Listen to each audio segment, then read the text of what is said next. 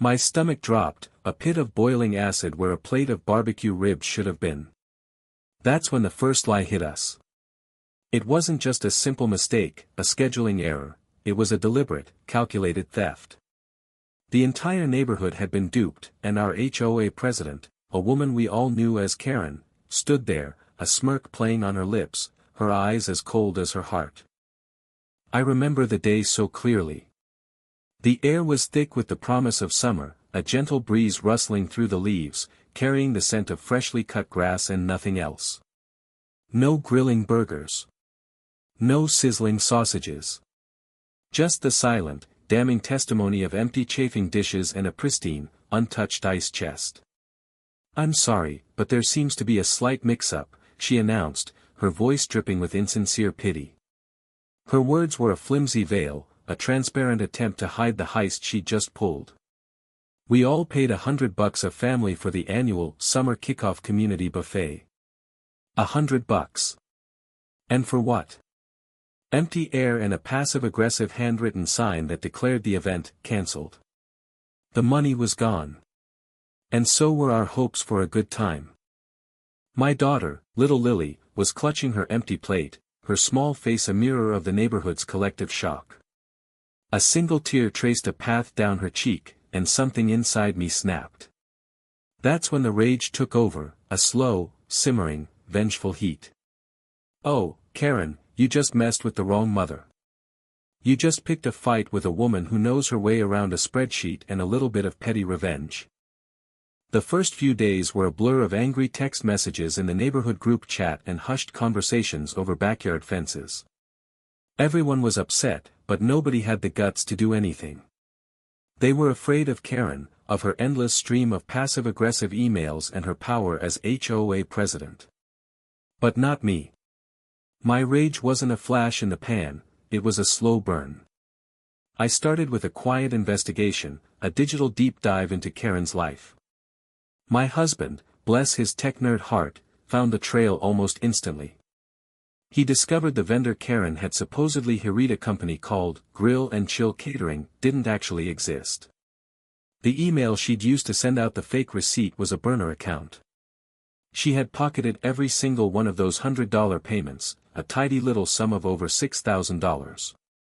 The audacity was breathtaking. How could she? The truth felt like a physical blow, a punch to the gut. The money wasn't the point. It was the principle. The blatant disregard for our trust, our community. A few days later, a package arrived at my door.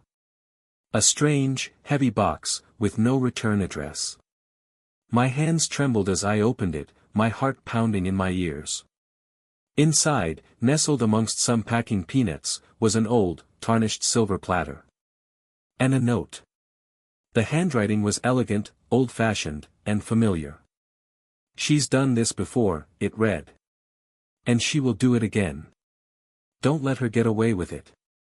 Attached was a faded, grainy photograph of a similar HOA event, maybe 10 years ago. And there was Karen, younger, but with the same smug expression, standing next to a table of untouched, fake food. The sender was an old neighbor who had moved away years ago, now a quiet retiree named Mr. Henderson. He had been a victim once, and he was determined to make sure she didn't get away with it this time. A twist, indeed. My small act of revenge suddenly had the weight of history behind it. This wasn't just about the buffet. This was about justice. The flaming hot revenge I was planning took on a new dimension. The day of the next HOA meeting arrived, a beautiful, crisp autumn evening.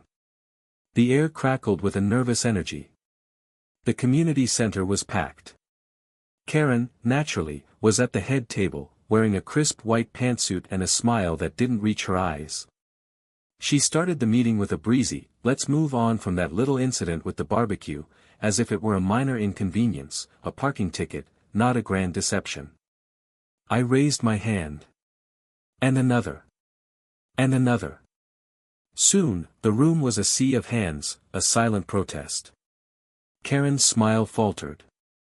Her eyes narrowed. "What is it?" she snapped.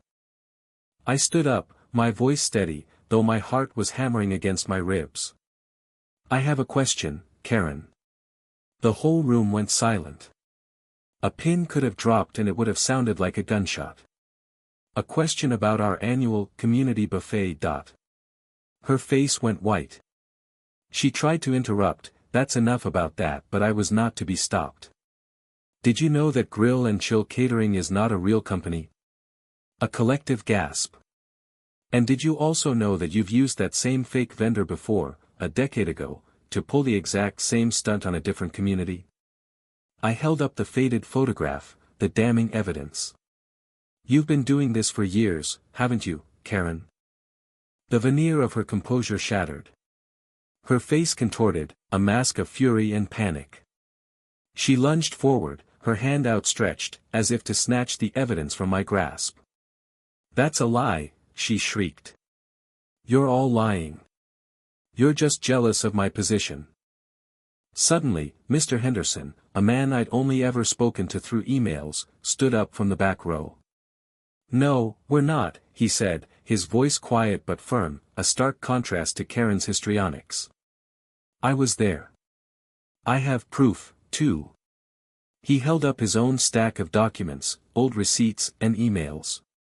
The community, once silent, erupted in a cacophony of gasps and murmurs. "I paid $100 then, too," he said, his voice breaking just slightly. $100 for nothing. The collective sound of the neighborhood's anger was a rising tide, a symphony of disappointment and rage. Karen, faced with irrefutable evidence and the sudden, public rebellion of her subjects, broke down. She wasn't a powerful HOA president anymore, she was just a small, pathetic woman caught in a very big lie. Her bravado evaporated, replaced by a whimpering, sobbing mess. The crisp white pantsuit looked like a costume on a crumbling actress. She tried to deny it, tried to spin a story about a mix-up, but the words caught in her throat. The weight of her lies was crushing her. It was a spectacular, almost theatrical downfall. The silence that followed her pathetic sobs was deafening. It wasn't triumph. It was something more profound. It was the sound of a community finding its voice. The meeting ended in chaos. Karen was removed from her post, the money was eventually recovered and donated to a local charity. The neighborhood, once a collection of people who kept to themselves, came together. We started a new community garden. We held a real buffet, a potluck where everyone brought their own dish, sharing stories and laughter. It was a beautiful, messy, wonderful evening. But the memory of that day still lingers. The bitter sting of her deception. My daughter's tear. My own rage, a heat that fueled my actions. Was my revenge petty? Maybe. Was it necessary? I'll let you decide. The line between what's right and what's wrong can be so thin. Where would you have drawn it?